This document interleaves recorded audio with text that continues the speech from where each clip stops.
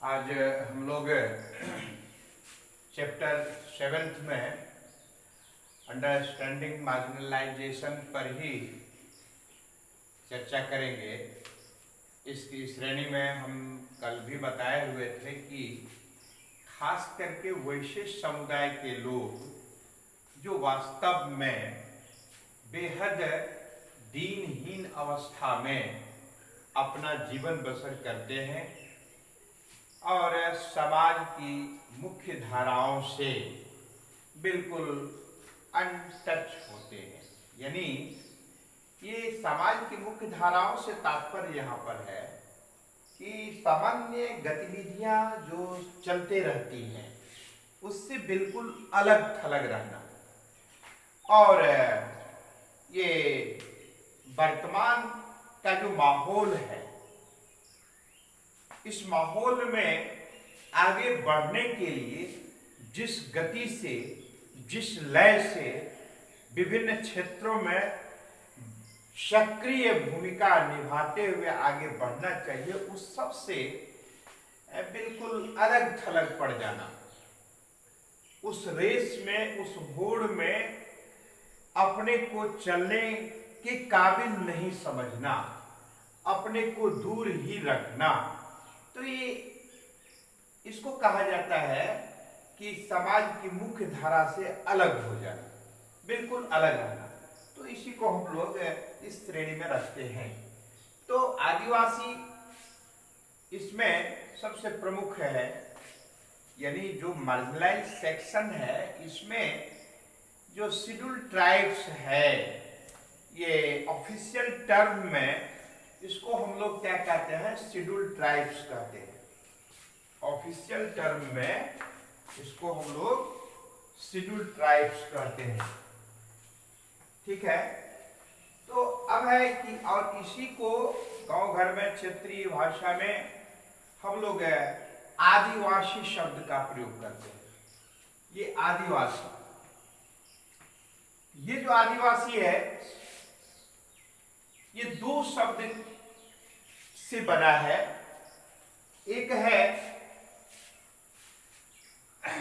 आदि, ये आदि से तात्पर्य होता है जो अर्लीस्ट टाइम्स का बोध होता है, यानी जो बहुत प्रारंभ काल का, प्राचीन काल, बहुत पहले। तो ऐसे व्यक्ति जो सर्वप्रथम आए हो प्रारंभिक अवस्था में, और वासी से तात्पर्य है यहां पर इनहेबिटेंट से, यानी निवासी से है, ग्राम निवासियों से, अर्थात जो पहले से यहां है, इसको हम लोग आदिवासी कहते हैं। इनका मीनिंग यही आता है। तो अर्थात वैसे व्यक्ति जो पहले से पहले, बिल्कुल अर्लीस्ट में ये से रहते आ रहा हो, इसीलिए आदिवासी शब्द का इस रूप में इसका मूल अर्थ बताया जाता है। अब है कि आदिवासी की कुछ विशेषता, यानी उनका रहन सहन, उनका रीति रिवाज, उनकी आर्थिक स्थिति, शैक्षिक स्थिति, फिर सक्रियता, देश राष्ट्र के लिए सहभागिता, इस पर थोड़ा सा हम सबको चर्चा कर लेना चाहिए। तो इसकी विशेषता क्या है कि हमने पहले ही कहा है कि चूंकि ये समाज की मुख्य धारा से, सामाजिक मुख्य धारा से बिल्कुल कटा हुआ होता है, इसीलिए ये ज्यादातर अनसिविलाइज्ड ही माने जाते हैं। इनका रीति, सिस्टम, कस्टम्स बिल्कुल जनसामान्य से भिन्न होता है। उठने बैठने का तरीका, फिर इनकी भाषा भी अलग होती है, जो हम लोग सामान्य रूप से नहीं समझ सकते हैं। इनकी जो सबसे पॉपुलर भाषा है, लैंग्वेज है, वह है संथाली। और इसमें विभिन्न इसके उपनाम होते हैं, जैसे कि उराव, कुरकुर मुरमुर, मुरमुर, फिर दास भी कुछ टाइटल्स होते हैं। तो इस प्रकार से ये जनरल से, जनसामान्य से थोड़ा सा अलग हट करके इस सब का ही होता है। फिर उसी प्रकार से जो रहन सहन का तौर तरीका होता है, ये सब बिल्कुल अलग ढंग से इन लोगों का तौर तरीका रहता है। और खास करके जानवरों का शिकार करना ये लोग ज्यादा पसंद करते हैं और खाते भी हैं बड़े चाव से। यही कारण है ये लोग ज्यादा ताकतवर भी होते हैं अपेक्षाकृत, और सर्वाइविंग कैपेसिटी अधिक होती है। मिट्टी के साथ यानी प्रकृति के साथ इसका बहुत नजदीक का जुड़ाव होता है। मिट्टी पर ही सोना, मिट्टी पर के ही साथ कार्य करना, और मुख्य आधार जो है वो सामान्यतया आज से 50 वर्ष पहले, 100 वर्ष पहले, और कुछ ऐसे सुदूर इलाका है जहां पर अभी भी देखने को मिलता है। मुख्य जो पेशा है शिकार का कार्य करना, जंगलों में जानवरों को मारकर खाना, फिर लकड़ी कटिंग का कार्य करना, और फिर उसको बेचना, उससे कुछ सामग्री खरीद के लाना। इस प्रकार से ये कार्य होते हैं। लेकिन खास करके अब इधर बाद के दशक में विभिन्न प्रकार के माइंस वगैरह का जो स्टार्ट किया गया है, उसमें ऐसे समुदाय के लोगों की ज्यादा सक्रियता होती है और मेहनती ज्यादा होते हैं। उसमें यही कारण है कि खास करके जमशेदपुर, राउरकेला, बोकारो, भिलाई ऐसी जगहों में ज्यादा संख्या में ऐसे समुदाय के लोग हैं, और माइनिंग वगैरह में इस सबका ज्यादा योगदान होता है प्रोडक्शन कार्य के लिए। तो और फिर इन लोगों के अपने बिरादरी में आपस में इन लोगों की रीति अलग ढंग के होने के कारण शादी विवाह का भी प्रचलन, और उसमें भी अलग तरीका का की पद्धति होती है जो जन सामान्य से भिन्न होती है। फिर इसके बाद है ये लोग जंगली जानवरों से सुरक्षा के लिए भी बहुत अलग ढंग का उपाय करते हैं, और बहुत वो प्रभावी भी होता है। आप लोगों को पता होगा, जानते भी होंगे, सुने होंगे, देखे होंगे, बहुत तो नहीं भी देखे होंगे। तीर धनुष जंगली जानवरों से रक्षा के लिए और हंटिंग यानी शिकार के लिए ऐसे हथियार का प्रयोग करते हैं। इसमें से तीर धनुष इस सब का सबसे महत्वपूर्ण हथियार होता है, और इतने ये सब निशानेबाज होते हैं कि बहुत दूर दूर तक भी अपने निशाने से शिकार को अपने गिरफ्त में ले आते हैं, उसको घायल कर देते हैं, पकड़ लेते हैं। 200 मीटर तक ये आसानी से बैठकर या लेटकर भी तीर चलाते हैं। यदि कोई बाहरी आक्रमण होता है तो उस समय भी इन लोगों में गजब की यूनिटी होती है, एकता होती है, और जमीन के बिल्कुल सटे हुए स्थिति में भूमि से सटकर, लेटकर, और आग धूर आदि का सहारा लेकर के पोजीशन ले लेता है। और उसके बाद जब ये तीर चलाना शुरू करते हैं तो लगता है कि बहुत ज्यादा संख्या में भी यदि शत्रु है तो उनको वो खदेड़ देता है, पीछे भगा देता है। यानी और फिर इन लोगों का एक सिंबल होता है, संकेत होता है कि जब कभी कोई आशंका रहती है, खतरे की घंटी महसूस की जाती है, या कोई बाह्य आक्रमण की बात होती है कोई और समुदाय के द्वारा, तो इन लोगों का कोड वर्ड होता है और एक बड़ा सा नगाड़ा होता है, बड़ा ढोल टाइप करके होता है। क्या करते हैं तो उस पर पीटना शुरू कर देता है और उसकी आवाज किलोमीटर, 2 किलोमीटर, 3 किलोमीटर तक जाती है, बड़ी जबरदस्त आवाज आती है। तो उस सराउंडिंग्स में जितने भी संथाल वगैरह होते हैं, आदिवासी होते हैं, ये सारे के सारे तीर, धनुष, भाला, फरसा आदि लेकर के वो अपने समुदाय के करीब में जहां से आवाज आती है वहां पहुंचते हैं और जानकारी लेते हैं और तैयार हो जाते हैं पोजीशन लेकर के बाहरी दुश्मनों का सामना करने के लिए। तो इन लोगों में एक बात है कि यूनिटी गजब की होती है। और फिर सामान्यतया जन सामान्य में देखा जाता है कि यदि कभी विवाद होता है या लड़ाई होती है समुदायों के बीच में, तो सामान्यतया कि पुरुष वर्ग ही लड़ाई वगैरह में ज्यादा इन्वॉल्व होते हैं। किंतु इन लोगों में क्या है कि पुरुष और महिला दोनों ही सक्रिय भूमिका निभाते हैं इस विशेष परिस्थिति में। महिलाएं भी गजब की ट्रेंड होती हैं तीर धनुष चलाने में और बाहरी दुश्मनों का मुकाबला करने में सक्षम होती है। तो ये सब उसकी विशेषता है। किंतु इनका जो आर्थिक स्तर होता है वो बहुत कमजोर होता है।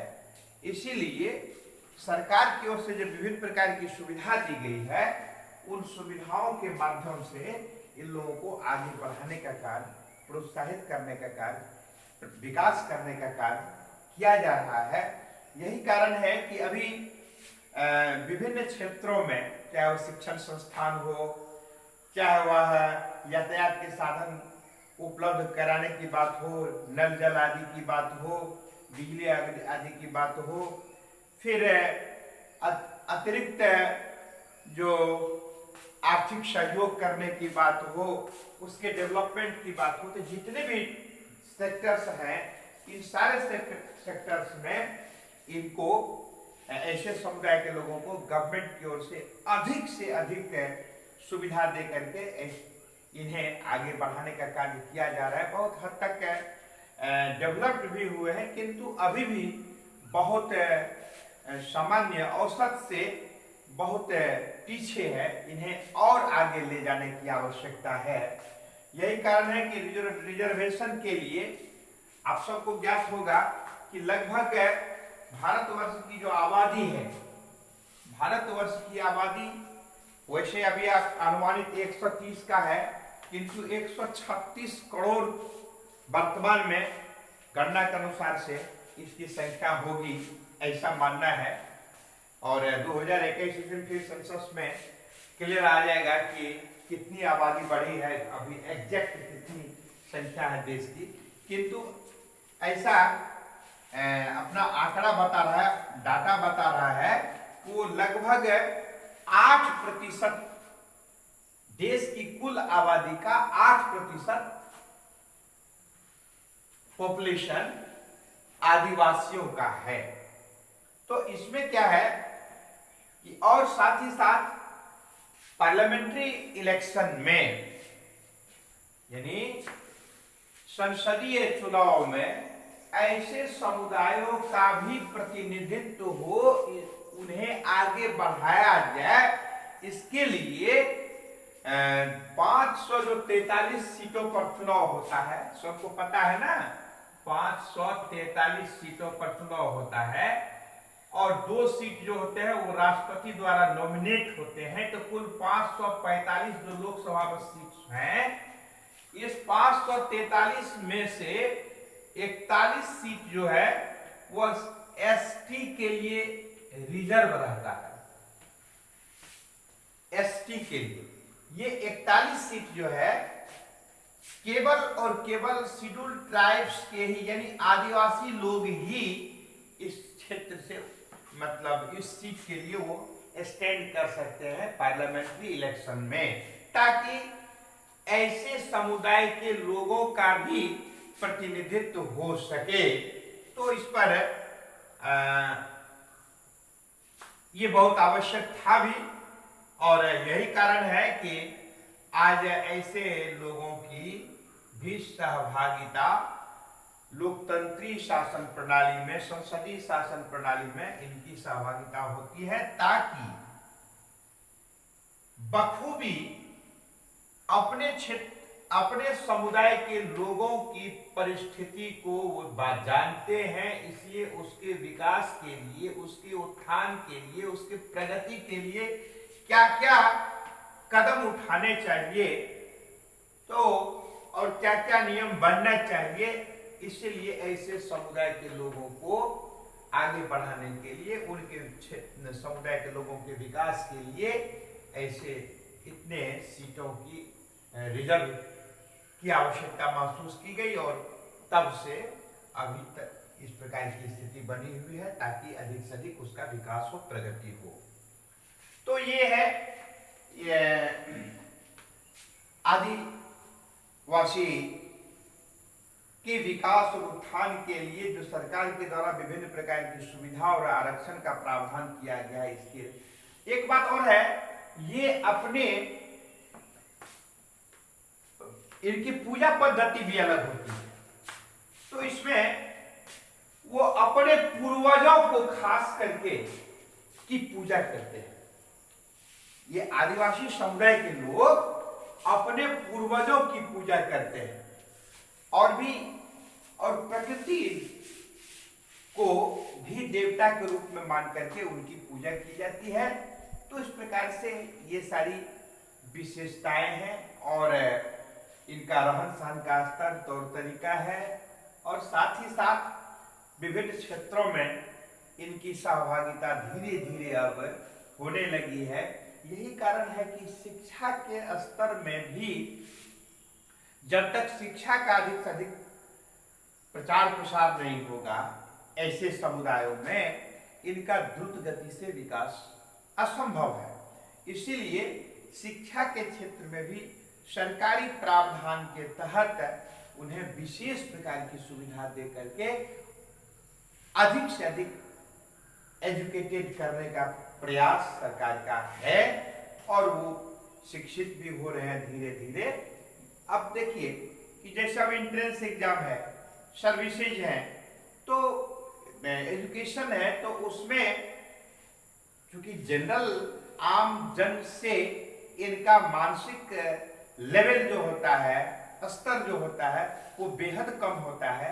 यही कारण है कि इनको इस क्षेत्र में डालने के लिए विभिन्न क्षेत्रों में इसका जो कट ऑफ मार्क्स होता है वो जन सामान्य से बहुत कम रखना पड़ता है, ताकि ऐसे समुदाय के लोग भी उसमें आ सके और उनका अधिक से अधिक विकास हो सके।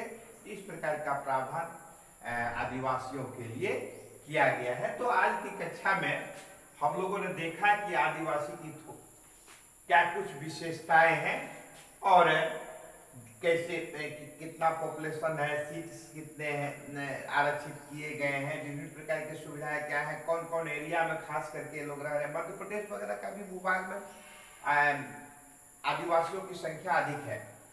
तो फिर माइनिंग क्षेत्र में खास करके ऐसे समुदाय के लोग भी बढ़ चढ़ कर हिस्सा ले रहे हैं। इसका शिकार वगैरह क्या है, ऑक्यूपेशन क्या है, मतलब शिकार का कार्य है, लकड़ी काटने का कार्य है, उसको बेच करके फिर अपनी आवश्यकताओं की पूर्ति करने का कार्य होता है। ये इनका पहनावा ओढ़ावा भी बिल्कुल अलग ढंग का होता है। तो आने वाले समय में जब और भी डेवलप्ड हो जाएंगे ऐसे लोग, और शैक्षिक स्तर भी ऊंचा होगा, तो फिर सामान्य रूप से सब एक समान दिखेंगे। अभी भी जो एजुकेटेड हो चुके हैं इसमें, वो सामान्य लोगों के जैसे ही उनका रहन सहन का स्तर हो गया, किंतु अभी भी बहुत बड़ी संख्या में इनकी स्थिति बहुत अभी अच्छी नहीं हो पाई है। इसलिए आवश्यकता है विभिन्न सुविधाओं को कंटिन्यू रखने की।